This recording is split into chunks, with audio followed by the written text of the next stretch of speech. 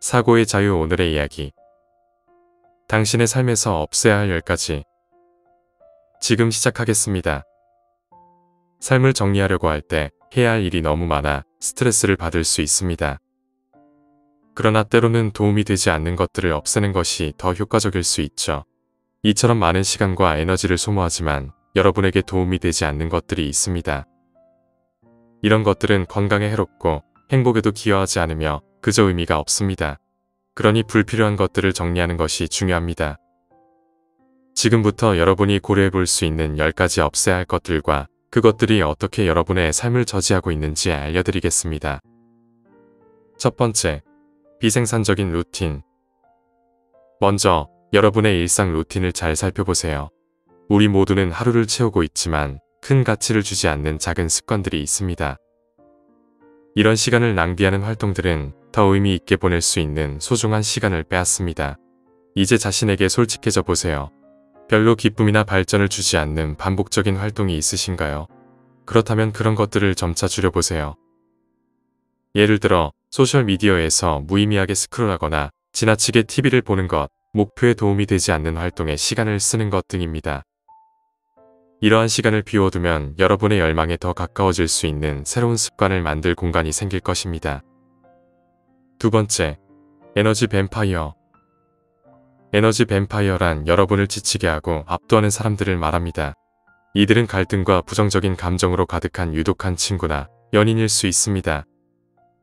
또는 여러분의 시간과 관심을 지나치게 요구하는 사람들, 혹은 여러분을 소중히 여기지 않는 가족일 수도 있습니다. 이러한 관계를 인식하고 그 영향을 줄이는 것이 중요합니다.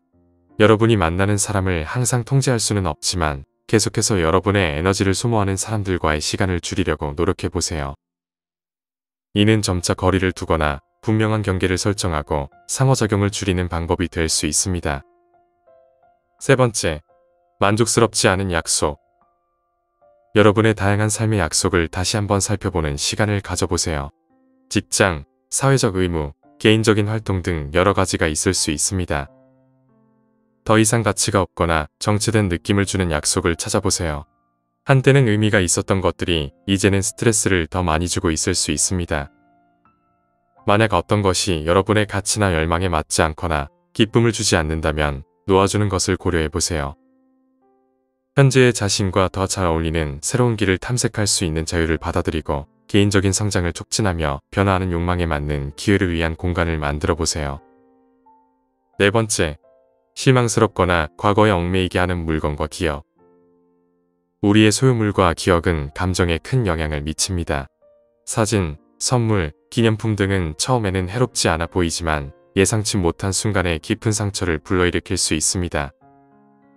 예를 들어 전 애인의 후드티가 옷장에 걸려 있다면 이별 후 나아가기가 어려워질 수 있습니다. 또는 어린 시절의 기념품을 정리하다 보면 복잡한 감정이 떠오를 수 있습니다.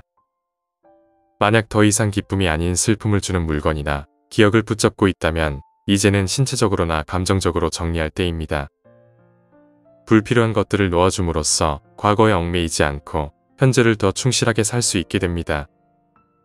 다섯 번째, 해결되지 않은 문제. 남아있는 문제나 갈등은 마음과 정신에 큰 부담이 될 수 있습니다. 이런 문제를 방치하지 말고 해결해보세요. 스스로를 돌아보며 여전히 불편함을 주는 문제를 찾아보세요. 가족이나 친구와의 긴장이 있나요? 해결되지 않은 갈등 때문에 상처받은 감정이 있나요? 잘못된 소통으로 인해 관계에서 지속적인 갈등이 발생했나요? 이러한 문제에 맞서고 해결책을 찾는 것은 상처받은 감정이나 분노로 가득했던 소중한 정신적이고 감정적인 공간을 비워줄 것입니다. 여섯 번째, 자기혐오. 자신과의 관계는 우리의 전반적인 웰빙의 기초입니다. 하지만 우리는 종종 다른 사람보다 스스로를 더 가혹하게 판단하곤 합니다. 문제는 이런 자기혐오와 부정적인 자기 대화가 여러분의 잠재력을 방해할 수 있다는 것입니다. 내면의 비평가가 사소한 실수나 단점에 대해 공격할 때 이를 인식하는 것이 중요합니다. 친구에게 줄 수 있는 친절과 연민으로 자신을 대하는 연습을 해보세요.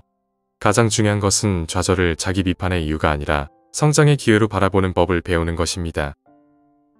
일곱 번째, 여러분의 삶의 가치를 더하지 않는 장소. 우리의 주변 환경은 삶의 질에 큰 영향을 미칩니다. 만약 특정 장소가 여러분의 전반적인 웰빙에 부정적인 영향을 준다면 그곳에서 거리를 두는 것이 좋습니다. 특히 술집이나 패스트푸드 가게처럼 건강하지 않은 생활 습관을 조장하는 장소나 도움을 주지 않는 사람들로 가득한 곳이 이에 해당합니다. 대신 여러분이 성장하고 만족스러운 삶을 살 수 있도록 도와주는 건강하고 지지하는 분위기의 장소를 선택하세요. 8번째, 불필요한 부채. 불필요한 부채가 있다면 재정적 스트레스를 증가시킬 수 있고 저축이나 투자, 중요한 재정 목표를 달성하는 데 방해가 됩니다. 이런 부채는 장기적인 웰빙이나 필수적인 필요에 기여하지 않는 재정적 의무를 의미합니다. 예를 들어 고이자 신용카드 대출이나 필요하지 않은 구매를 위한 대출, 재정 목표와 맞지 않는 다른 부채가 있습니다. 이 문제를 해결하려면 명확한 상환 계획을 세우고 이를 지켜야 합니다. 불필요한 부채를 줄이기 위해 적극적으로 노력하면 재정적 부담에서 벗어나고 더 안정적이고 안전한 재정 미래를 만드는 길을 열 수 있습니다. 9번째, 끊임없는 바쁨. 여러분의 삶이 멈추지 않는 러닝머신 같다고 느껴진 적이 있나요? 항상 움직이지만 어디에도 도달하지 못하는 것처럼 말입니다. 이런 지속적인 바쁨은 성공의 증거가 아니라 오히려 방해가 될 수 있습니다.